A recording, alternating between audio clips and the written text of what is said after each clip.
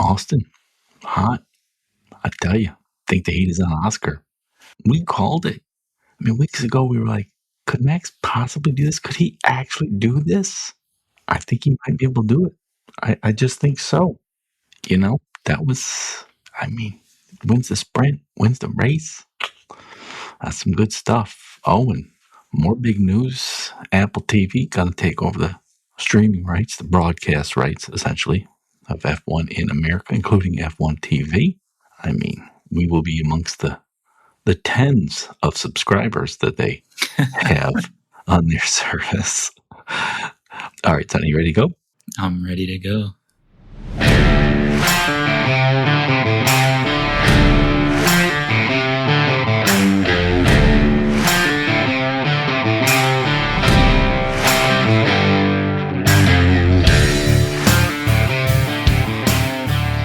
Hello, welcome to Hard Compound, American take on Formula One.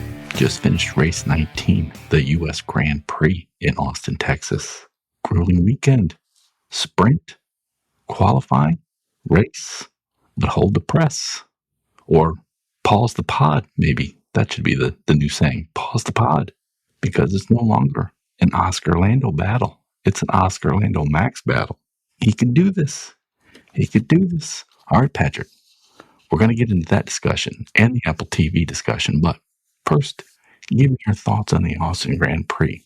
Well, I gotta say, and it's pretty consistent, Austin, COTA, USGP, gotta be top 3 races on the season basically every year. I mean, what more do you really want in a track?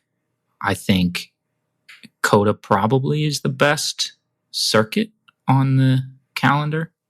I think people could make an argument for some of the more traditional circuits like Spa and Silverstone. And I think, that's valid. Those are great tracks too. But COTA, pretty incredible. You get great racing from, first corner to the last. It's awesome. And having a sprint here, it's been, I think, 3 years in a row now. It makes everybody crazy. And I think that means fans get a good show for the whole weekend, which is great. And then finally, it's coming down to the end of the season, which is always where this race takes place, a few races from the end. And sometimes somebody's already wrapped it up. Last year, Max had it wrapped up pretty early on. But this season, now we've got a 3-way battle here. But I have to be honest, I did not know or realize that George Russell's as close as he is to Max. I mean, he's like 50 points behind, which, he's not going to catch him or anything. But he's having a very quiet, very good season. He is. And I think, this whole weekend was kind of a culmination of all of those things. Guys feeling the heat, like you were saying, both physically and sort of mentally. Max just showing his class. Red Bull has somehow figured it out, putting it all together. The Ferraris finally looked like they were competitive, which was nice to see.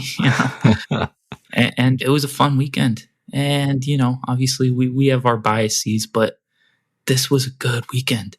Yeah, and, we've been talking about sprints. So many longtime F1 fans complain about the sprints. We've long been promoters of the sprints, and we've said, there's great ways. We've come up with ways, suggestions of improving the sprint. But overall, we like it. And, I mean, the number one reason we like it is like, hey, we're on the side of the fans. And fans are paying a lot of money for these weekends.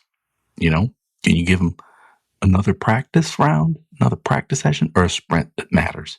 And the sprint matters. I mean, we saw Max won the sprint. He got 8 points. How many did Lando get? How many did Oscar get? Nothing. Pretty much. Like, this could be an impactful sprint. Yeah, I mean, I got to say, those boys are lucky that the sprint format changed and they don't set the grid based on the sprint finishes. Yeah. Because, obviously Lando would not have finished P2. Oscar would not have been in the top 10 at all, I think. Right. So, they're lucky that the sprint format has changed because of the whining traditional folks that, you can't have pole based on a sprint. It has to be on qualifying, blah, blah, Right. blah, all that stuff. So, but yeah, I mean, it was fun. It was a good time. It was a fun weekend.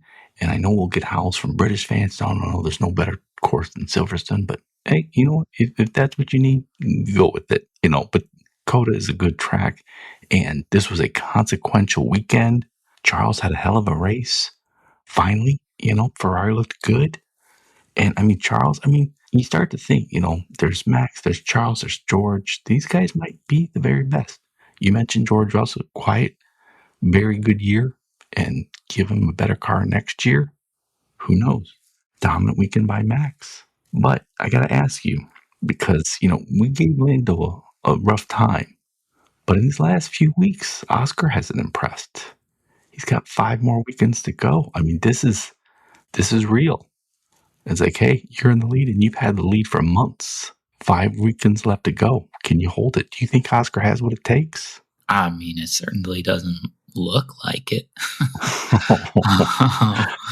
I don't know. It's hard to tell what the mentality is and the focus of these guys. It's been 2 pretty poor weekends in a row for Oscar, and Lando and Max obviously have climbed much closer to him in those standings. He still has a lead, which obviously is the most important thing. And, he definitely needs a reset. He looked totally off the pace this weekend. Neither one of the McLarens necessarily looked all that great, but Lando qualified P2, finished P2, probably would have finished P2 in the sprint had he not been taken out. But, he looks right now much more informed than Oscar, and certainly has a goal that he is sort of, looking to. He's looking ahead. I think it's a lot easier to look ahead and see, okay, I have to get there, rather than where Oscar is and kind of like, well, if I just don't lose too many points every weekend, then I'm fine, right? I think you kind of got to attack it. I think that's what Max has always been great at, is he doesn't care who's around him. He just wants to win. And Oscar doesn't seem to have that same drive or focus currently. It's sort of like a mitigation strategy right now from Oscar. Don't lose too many points to other people, rather than nah, you just gotta go win. And if you go win, then you don't lose any points to anybody. Right. So there's 5 races remaining, 2 sprints, 25 win a race, 8 win a sprint. 5 races, 2 sprints is about 28.2 points, I think, the average maximum. I know that sort of sounds contradictory, but sort of the most you can get over these next 5 weeks, I think, can average 25 out. times 5 is 125, right. plus 8 times 2 is 16. 141. 141 divided by 5 is 28 point whatever. 2. Yeah, I think it's 20.2. It's anybody. Well, I shouldn't say it's anybody. George, I think, is still theoretically capable, but Lando needs about 2.8 points a game over the next 5 weeks. Max needs a gain of about 8 points. He's 40 points behind.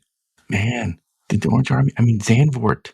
There was some voodoo at Zandvoort because Lando had the DNF, right? And I'm pretty sure. Have we seen his child? He might have given up his firstborn. That's true. To win his 5th. Which he would have gladly, gladly. Oh, yeah. I think it was last week or 2 weeks ago. You were talking about, he just goes off and races every weekend. He doesn't go home and look after his kid. Well, maybe it's because he doesn't fucking have one anymore. Right. He got a free weekend. Max gonna spend it with the wife and kids. Fuck that. I'm gonna, head off to Germany, GG3. But yeah, that's spooky. Max would give that up. But Zandvoort voodoo. Lando has a DNF. He'd be in the lead right now if not for that. And Oscar came out. He was 104 points ahead of Max after Zandvoort. He's now 40. That was what, a few races ago? And it's not like, Oscar's been doing nothing. So this is legit. Max could win this. Let's look at the points. before that, I mean, I think it was the last episode, I insisted we talk about my Christian Horner conspiracy theories. One being, Horner knew that Max's dad, Jos, had the knives out for him, and so he sabotaged the car. I mean, look at the immediate turnaround. Christian Horner, one of the most successful team principals in F1 history. I mean, just amazing. We built that team. But this year, when the knives are coming out for Christian Horner, suddenly the car's not so good. Boom. The moment Horner's gone, Red Bull turns it around.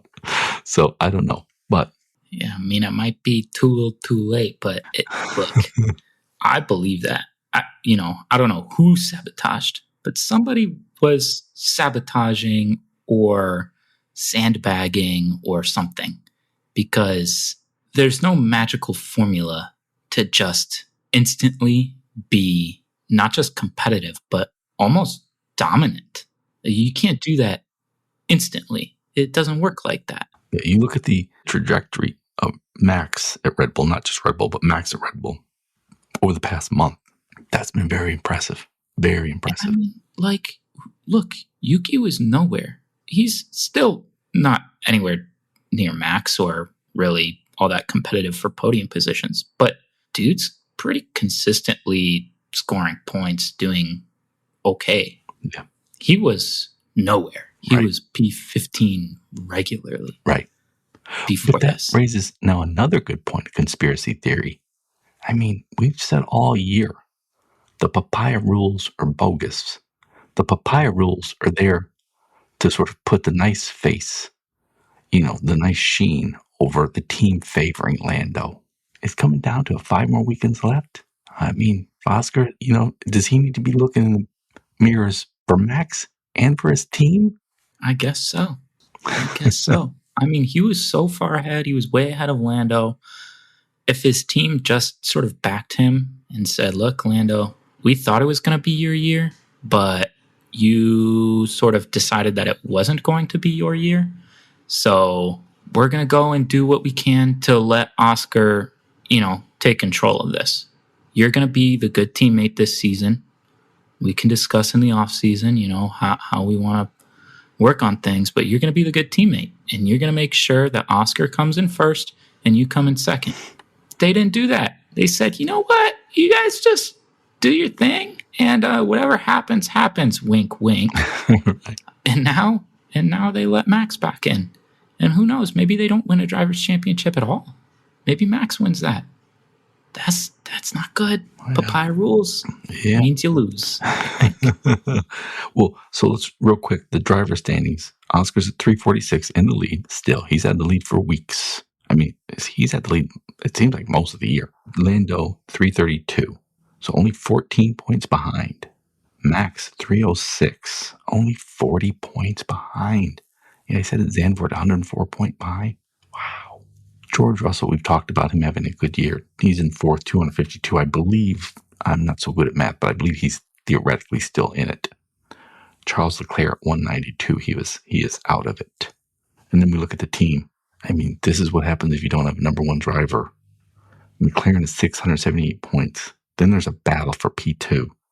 Mercedes at 341. It's nearly half. And they don't have the driver championship locked up.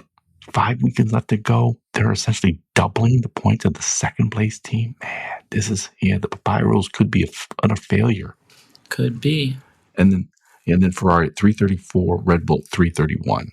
Max is pretty much 306 well, he's at 306, right? 306 a day, yeah. So that's pretty bad. So he's 25 points behind Ferrari. Right, he's 25 points behind. Max is 25 points behind Ferrari. Yeah. That's outrageous. But, I don't know. I mean, I gotta, look, obviously you can already sort of make a case for Max being one of, if not the greatest drivers in the history of the sport.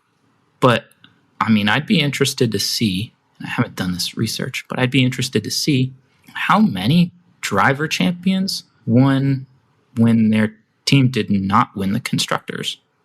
I mean, Max has already done it twice. Yeah. This could be a third year of, 5? If he wins this year, 5? Right. 3 of 5, where his team did not also win the Constructors' Championship?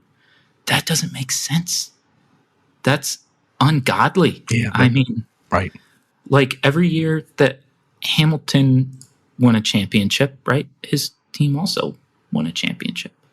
So, well, I think they did at McLaren. I can't remember that, but it's not often that a driver wins when their team does not also win. And Max has done that twice already, half.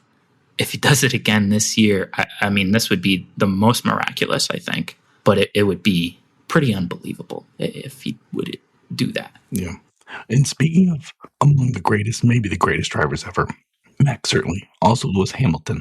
He's just been constantly publicly complaining about Ferrari. Do we think it's now PR? He's just trying to protect his reputation. Do we think it's doing any good? I mean, they actually look decent this week. Yeah, I don't know. I think he's sort of gotten his way a little bit. And so maybe it's helping him in some way. I think it could be pushing Ferrari in a good direction. I think, ultimately they've had a poor season. Hamilton really hasn't had a great season. And I think he's used to having the team kind of bend to his will. And that's not Ferrari, and certainly not Ferrari when he comes in and they've already got their guy in Leclerc there. And so it might just be a bit of a, I'm hesitant to use the word diva, but it might be a little bit of a, diva action. Yeah. Yeah. And so they need to continue to improve and they need to show that they're actually good next year. But I'm not sure that public statements from Lewis Hamilton are making people at Ferrari feel good. So probably not helping a whole lot. Right. Now, he came from Mercedes. Mercedes finally signed George Russell. Looks like it 1+1 or maybe minimum 2-year deal. Kimi Antonelli also signed for next year. Rumors they may have the best car for next year. We'll see. But that still leaves, technically, a room for Max in 2027. Maybe oust Kimi, for example. I'm not sure that will happen simply because Toto likes things to be so clean and nice and no drama. He does not like drama at all. And, if you get Max, you got his dad will be there. And so there will be drama. And I'm just sort of wondering, how does George feel about this? Is George sort of incentivized now? Maybe he screws over Max in a race, a couple weeks from now, maybe just like in Mexico, or maybe he'll help Max out. I don't know. He could take out Oscar, he could take out Lando, he could force them, he could be in front of them, for example, not let them pass.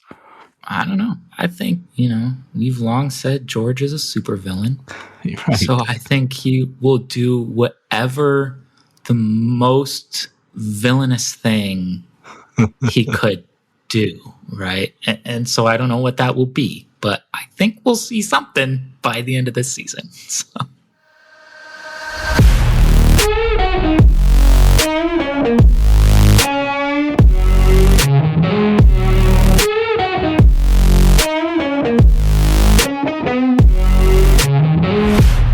Switching to the soft compound, we called it at least a year ago that Apple was going to take over the streaming rights to F1 in America at least. And we knew this in part because Apple has all the money. Apple has been spending $1 billion to promote its Apple TV service, which nobody watches. They helped fund the F1 movie. And we also know that the biggest sports channel in the world, ESPN, does a crap job of promoting F1. I mean, they have no F1 shows, essentially. They just take the Sky Sports broadcast and just repost that. They have Sports Center and talk shows for hours and hours and hours a day if you watch on any given day. Even the day before a race in the United States, maybe a minute? 2 minutes? I mean, they'll be talking about some NBA rumor, off-season rumor before F1, even when there's a race in America that day. So we kind of called it. I just want to get your thoughts. What do you think of Apple taking over the broadcast rights of F1 in America starting next year? I mean, I think it's obviously expected, but still seems a little odd considering, F1 maybe, or Liberty Media maybe feel like, they are at the sort of climax or end of growth in America. Because like you mentioned, I mean, Apple TV is not a common subscription that people have. Right. And, a lot of people still watch cable TV. ESPN's on cable TV. And, it just feels like a little bit of an odd change of direction. But Apple did pay him, $750 million? So it's a good chunk of change there for those rights. And maybe they had a good pitch and they have, plans for, like you were mentioning, different shows or, things that can continue to promote the sport in a way that, Disney and ESPN don't at all. Right. One of the things we talked about earlier was that ESPN, owned by Disney, has such a bigger reach. Anyone who has cable has ESPN. You can also buy ESPN streaming service. In addition, they'll repurpose some of the races and show them on ABC, a Disney-owned national network, which is a broadcast network seen by everyone. Apple TV will never really have that reach. And so, for us, we started this show years ago in part to promote F1 in America. That job is done. But Apple is giving them more money. ESPN promised about $90 million a year. Apple's saying $140 million a year. At least in the next 5 to 10 years, we're all transitioning to streaming services. The biggest one by far is Netflix. However, Apple is the richest company in the world, and they are saying that they are committed to the Apple TV service, which you can also get on every iPhone, every Mac, every Apple box, every iPad, and then it can be placed on other services as well, like Android phones, for example. But so there's more money. We're moving into streaming as the primary method of getting our television and our sports. Apple says they're committed to this. They say they will put content on Apple Maps. That might be interesting, getting a lot of cool geographical info, Coda, Monaco, things like that. They're putting on Apple Fitness. I don't know what they're doing. Maybe they'll show some of the racers, some of their fitness requirements. They'll say Apple Music. I'm not sure what that is. Maybe they'll have podcast or something, probably. Yeah, maybe podcast. But also George and Lando have terrible taste in music, and maybe they'll, have them come up with playlists, for example. Playlists, yeah. Right. So I don't know. Apple did say, we have 45 million plus subscribers, and I laughed at that. I'm like, yeah, my definition of 45 and a million and of subscribers is wildly different than yours, because clearly that's a ridiculous number. Yeah, it's interesting. A few years ago, got the rights to stream MLS soccer on Apple TV, although that is a separate subscription to just the normal Apple TV subscription. And honestly, I don't believe it has performed particularly well on that platform. I think interest in MLS has sort of stagnated since that happened. And I kind of hope that that's not the case for F1. Obviously, there's been a rapid growth of interest in the States over the last several years. But I don't think this is the point that it stops. I think more and more people will continue to take interest in and be excited by the sport. And so I hope that, Apple can continue to kind of facilitate some of that rather than just kind of putting up a barrier. Yeah, Apple has said, and we'll see if they stick to this over the 5-year deal, that unlike their deal with Major League Soccer, F1, including F1 TV, will be part of the general monthly subscription. And I actually already received an email from F1 TV saying that when my subscription is up for renewal, it won't be renewed because the service is no longer available. Which, I hope, I like F1 TV, so I hope they keep it. I like the Sky Sports feed. That was, it was always nice getting ESPN, publishing that, but I also would wish they had done something just with an American crew, an American focus.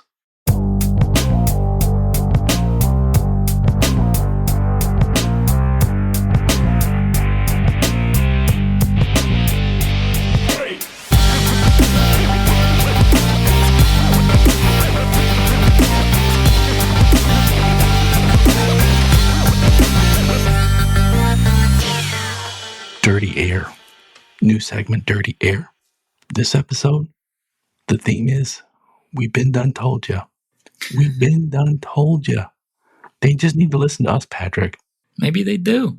Yeah. But I mean, you were right. When we talked about Apple at least a year ago, nobody was thinking of this. We said, Apple's going to have the rights in America. We talked about how America was becoming the epicenter of F1. I mean, they just signed COTA. Now it's going to go through 2034. I think Miami's going even longer. They made Las Vegas their premier race. They own that. We said this was going to happen. America was taken over. And we've got Netflix here. We got all the social media here. The big money, the sponsors, Android, Google, Oracle. It's all American. We talked about 2 years ago, I think, maybe 3 years ago. We said, does F1 need to be concerned about LIV Golf, LIV Golf? They're spending all this money to take over, get all the top stars in golf, compete with PGA. Everyone thought that was ridiculous. There's not going to be an alternate F1 or Saudi money isn't going to buy F1. I just saw the other day, because NASCAR has a lawsuit with the Michael Jordan team going, and it came out that that's one of NASCAR's big fears. LIV Golf is going to take it over or, try to compete with it. People should listen to us, Patrick. I tell you. I mean, I think way back when we first started, there was but one lonely race in the U.S. Miami and Vegas didn't exist. And we pondered, what would the next races in the U.S. be? And literally the two that we said were Miami and Vegas. This was well before they were announced. Right. Lo and behold. And so many other things. And, to your point now, there is a lot of money floating around. And, well, I shouldn't say floating around. It's in the hands of few people. Right. Kingdoms. There's a lot of money floating around. It just isn't falling down. Yeah. But, yeah, I think there is at least some concern in the sort of LIV Golf approach because, everybody talks about the whole Middle East sports washing thing. Well, regardless of whether or not you believe in that, they're investing a fuck ton of money in different sporting events and series. And racing, I think, is not going to be free from that.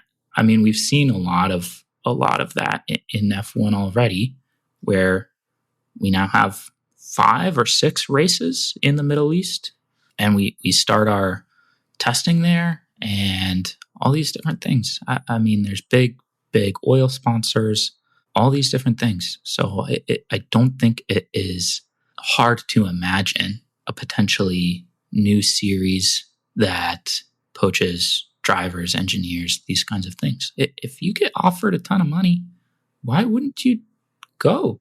That's hard to turn down. Yeah.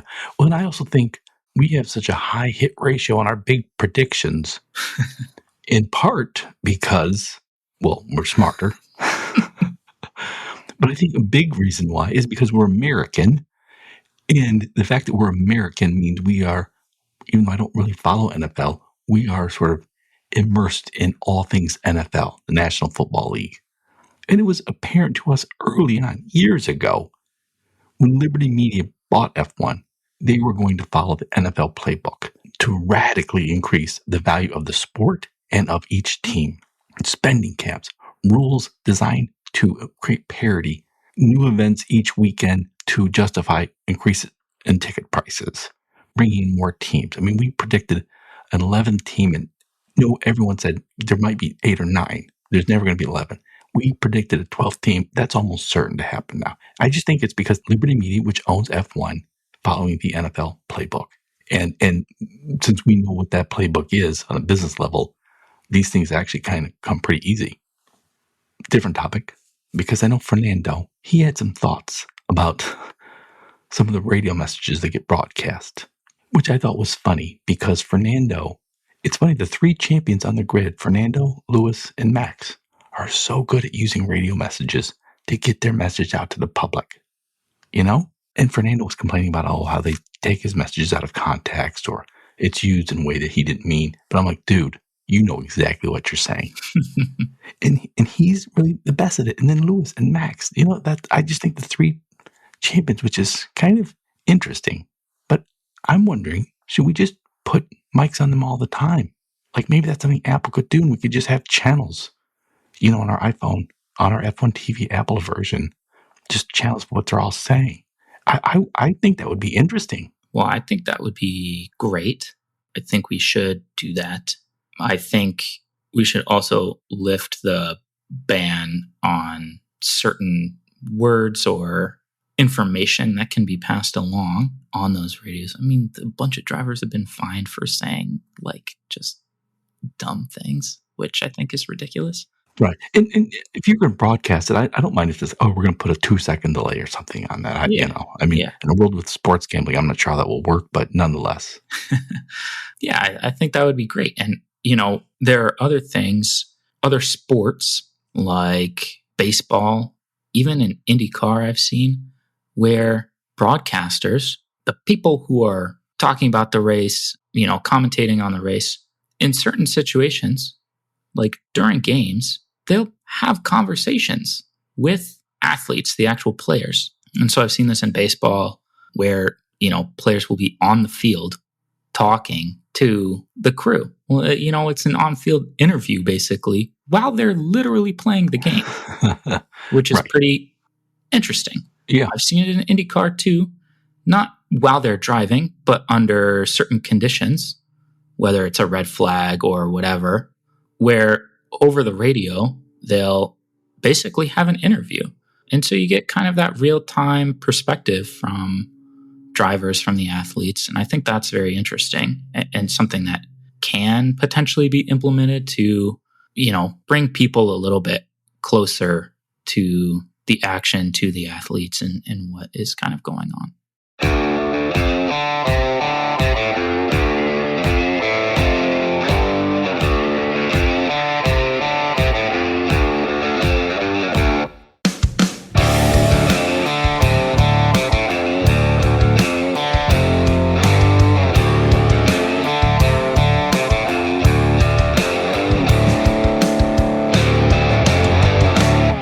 Across the line, that is our segment where we predict the top 5 for the next race. The next race is next week, just down the road in Mexico. In Across the Line, we predict the top 5. If our driver does make it into the top 5, we get a point. If he finishes in the exact spot we predicted him to be, we get 3 points. Patrick, what are the current standings of Across the Line? Well, it was tight coming in this week. You were leading 60 points to my 58. Let's see, top 5 for this race ended up being Verstappen, Norris, Leclerc, Hamilton, Piastri. Your top 5 prediction was Leclerc, Sainz, Piastri, Alonso, Behrman. Ooh, Sainz. So you got, that was a tough one. So you got 1 point for Leclerc, 1 point for Piastri, both in the top 5, neither in the position you selected. I had Verstappen, Norris, Russell, Lawson, Albon. Ooh. So I got 3 points both for Verstappen and Norris, both where I selected them, first and second. So that means the tables have turned. I am now leading 64 points to your 62. Still close, though. That's close. That's pretty remarkable. This deep into the season at 64-62. Okay, who goes first for the Mexico Grand Prix? You have first pick. Ooh, I'm going Max. I think Max. If Max wins every race, every sprint, not likely, but it's within a reasonable realm of possibility. He probably is going to win, because Oscar. I mean, if he wins everything, it's almost guaranteed that he wins. Right, because the battle's between Nando, Oscar, and then Charles, George. Because it would be hard for Oscar then to come P2 in every single one. Even if Lando comes P2 in every single one, Max is close enough to him, he would win, right? So I think if Max wins everything, every race, every sprint, I think he wins it. Maybe Oscar has to have a bad race. I think Oscar is too many points ahead, right? So it would be 25-18. That's 7 points difference, right? Times 5 is 35. Oh, yes. 2 sprints, 8 to 7 would be 2. That's 37. He's 40 back. Yep. So technically, Oscar would have to place in like third or fourth, lower than P2 in one race, basically. Yeah. If Max were to win all of them. And that's a task in and of itself. It is. So it is. Especially, given the car that McLaren has had all year, given that Ferrari's doing better, given that George is doing well. So, okay, I've got Max. You've got Max. Then I think I got to go with the McLaren boys. I'm going to take Lando, then Oscar. Okay. Well, then I'm going with the supervillain, George Russell. And I'm going to say it wasn't a fluke. Ferrari has at least steadied the ship. Charles looked good today. He couldn't hold off Lando forever, but he looked good. So, Max, George, Charles. Nice. Well, let's see. I didn't realize this, but we slighted Lewis, and he let us know about it. Neither of us picked him for this race. Came in P4, so I'm going to take Lewis. I think he continues his good form. And then I'm thinking I liked how Behrman was driving this weekend. I think he got dicked by Yuki, and there was no penalty on Yuki. But I'm going to take Behrman. All right. Speaking of Yuki, I'm going to take him. Red Bull looks like it has a better car. Yuki feels more comfortable with it. He's fighting for a job in F1 for next year. I suspect they've let him know that if he keeps improving, he can come back at Red Bull next year, because it's probably a little bit too soon to put head jar with Max. So the pressure's on. I think he delivers. Interesting. Yuki, and then I picked him for Coda this week. That was a bad pick. But Carlos won Mexico Grand Prix last year, so I'm going with Carlos. Dang, even with the grid penalty. Oh, darn, I forgot that was just announced. Yeah, 5-place grid penalty. They just mentioned that. Yes. So. Oh, all right, well, I picked them. He could still do it. It's a quick car. He's been looking mostly good. He tried to get through on the inside, didn't work out. Well, then I am going to go. I want to take Alonso, but I think I'm going to go with the young guy instead. I'll take Kimi Antonelli. All right, so you have Lando, Oscar, Lewis, Ollie Behrman, Kimi Antonelli, 2 rookies. And I've got Max, George, Charles, Yuki, and Carlos.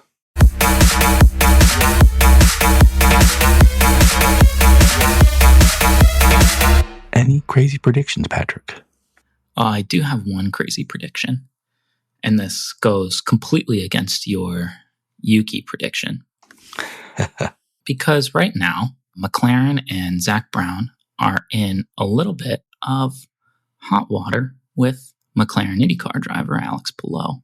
And I'm going to say Red Bull takes advantage of that, and they sign Alex Palou as their second driver for next season. 3-time IndyCar champion, I believe. Alex Palou. That would be good. That would be a good one. I'd like to see that. Sad to see Yuki go, but that would be a good one.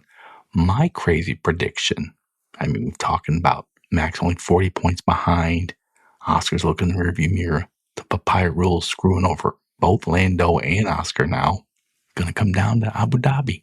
My crazy prediction is AD25 is going to be more wild than AD21. All right. I want to thank you all for listening to everybody's most beloved father and son F1 podcast. It is much appreciated. We hope you subscribe and tell a friend. And we are lights out. See ya. Thanks for listening.